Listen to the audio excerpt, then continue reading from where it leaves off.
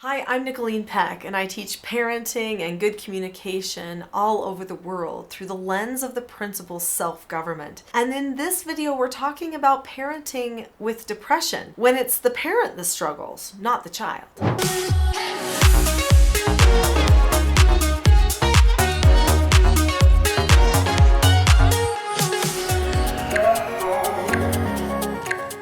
Are you struggling to stay happy and connected with your child because you struggle with depression? Well, you're not alone. There are so many parents who struggle with depression and have to figure out how do they maintain connection, happiness, understanding, a forward direction when they feel like there are forces pulling them back and trying to encourage them not to engage in happy, effective ways. But there is hope. In this video, we're going to be talking about depression, how that affects our relationships, and what we can do, some key things that we can do to help us communicate in ways where we can hit the mark in our parenting even if we struggle with depression.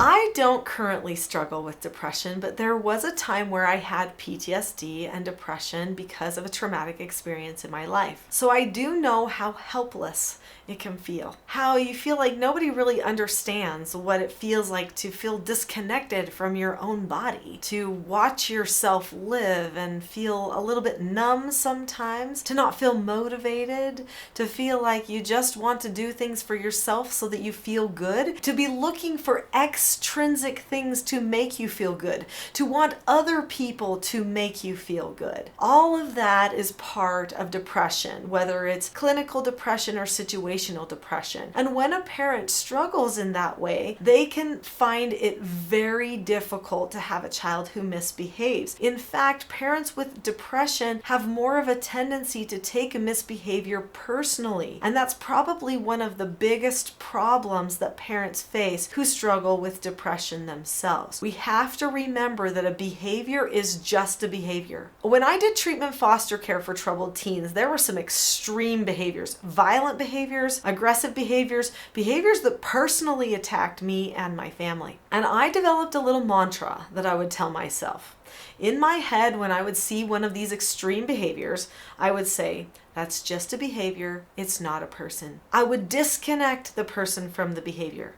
This was important. This allowed me to have hope for the person and engage in good, effective teaching. It also allowed me to not take the behavior of the person so personally. It's just a behavior. They don't know how to communicate. They need to be taught.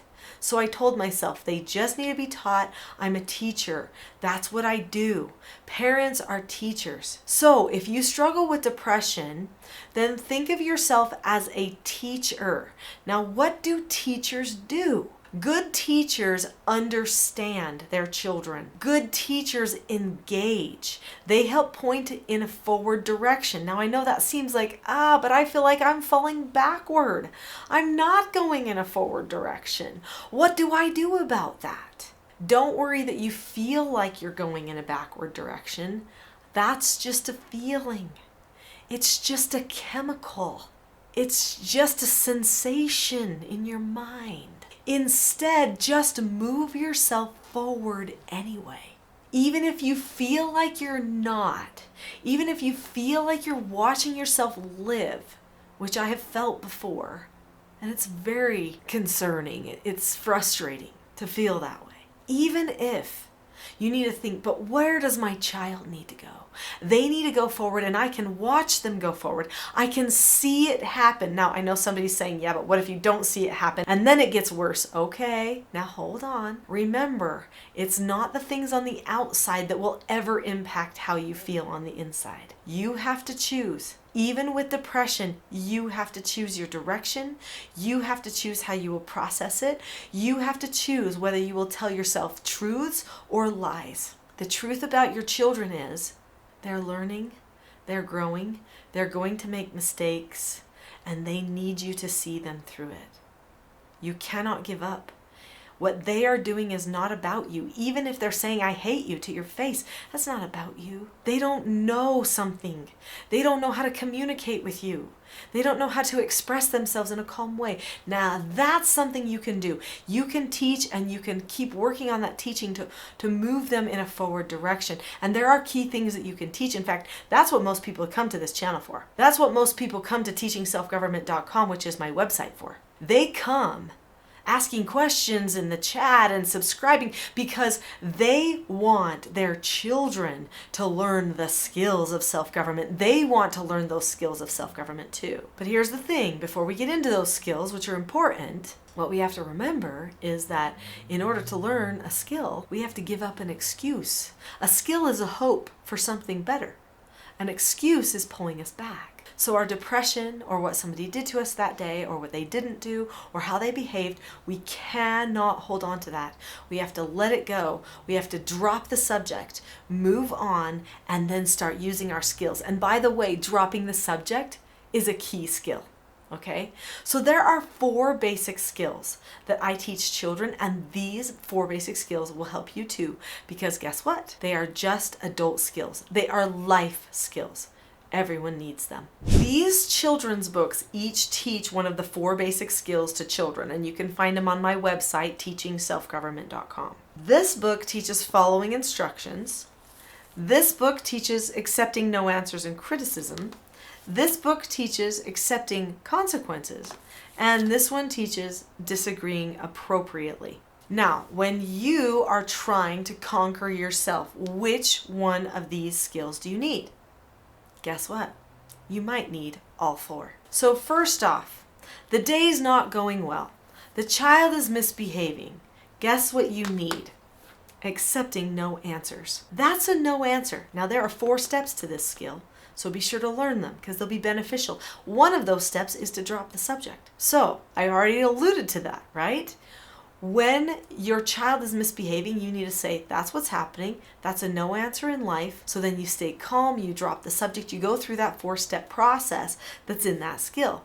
Then, when you are going to discuss the situation with your child, now there are skills, there's 5 teaching styles that I teach in my course, my TSG parenting course. And I highly recommend that. That's also on teachingselfgovernment.com. So when you use the correction skill, you're essentially doing a kind of disagreeing appropriately with the child.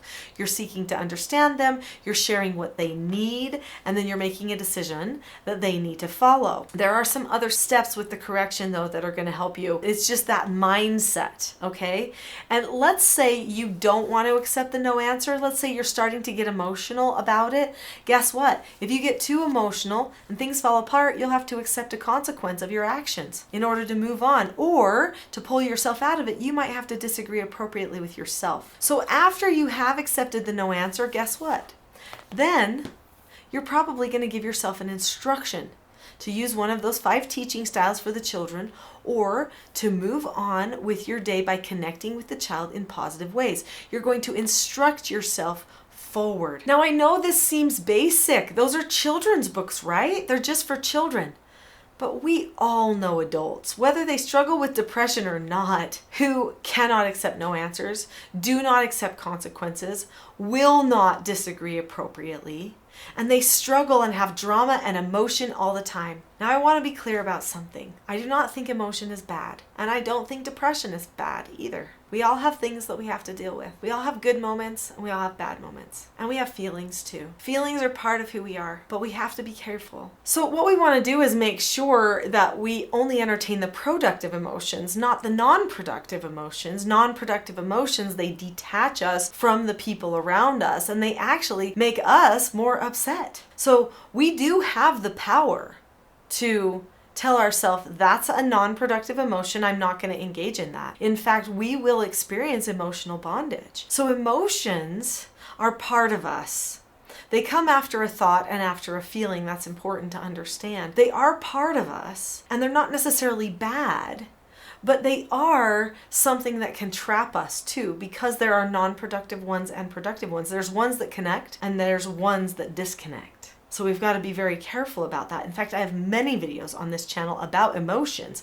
If you just type in emotions on this channel, you'll find multiple videos where I talk specifically about emotions, understanding emotions, because I do understand them, but we cannot let them take over our day and our relationships. We've got to do the teaching, the correcting. We've got to be there for our children to actually follow through with all the skills training that they need. Our children are learning from us no matter if we have depression or not. Our children are developing identity and attachment no matter if we have depression or not. They see us as their everything, even if we think we can't do it and it's a hard day. We have to remember to be who they see us as and not to worry about all these other things that aren't perfect yet. Okay? Give yourself a little mercy. You love them.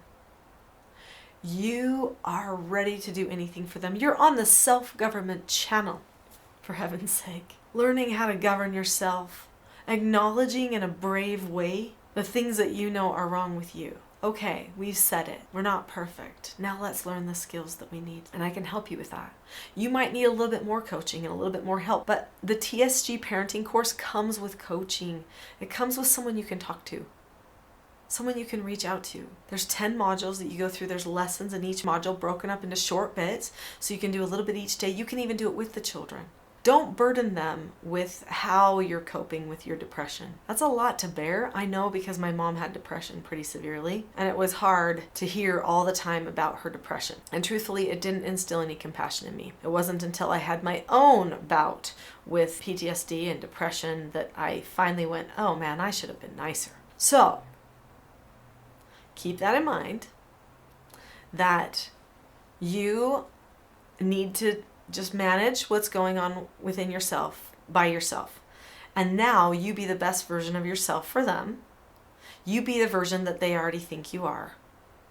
And keep track of that. Keep a journal of it. Write the good stuff only. Don't write all the bad stuff unless you conquered it. Then write it. Write the good tale, the tale that they will see, and learn the skills that you need. Learn how to correct with calmness so that your emotions don't get the better of you. There is a gift that I have for you, and it's in the description below this video. The gift is the Calm Parenting Toolkit, and you can have it for free. It's a little starter toolkit. It's not the full TSG parenting course, nowhere close. It's just a beginning, but it will teach you a lot about calmness. It will help you develop some tools so that you can prepare yourself to be a better version of you and to really be ready to step up to those occasions, even if you're having one of those days. Click on the link to that video now. I'll see you there.